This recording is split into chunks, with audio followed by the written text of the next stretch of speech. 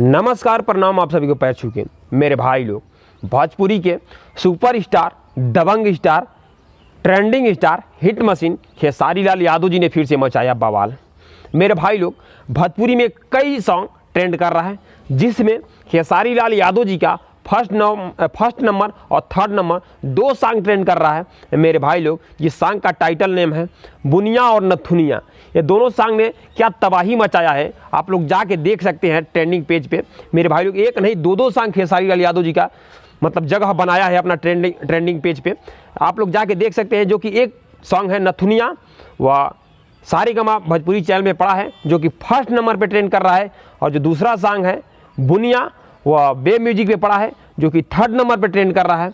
मेरे भाई लोग, इसी तरह खेसारी लाल यादव जी को प्यार देते रहिए, ताकि उनका विरोधी जो है वो और जलते रहे और खेसारी लाल आगे बढ़ते रहे और आगे चलते रहे।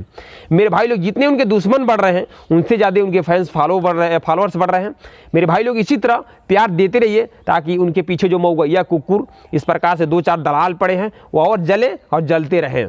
तो मेरे भाई लोग, इस वीडियो को थोड़ा शेयर मार दीजिए, ताकि खेसारी लाल यादव जी के सभी फैंस के पास पहुंच जाए और उनको और उनके शान को और ज़्यादा प्यार मिले, उनके गाना को और ज़्यादा प्यार मिले और ट्रेंडिंग पे लमसम लगातार 1 महीने तक रहे।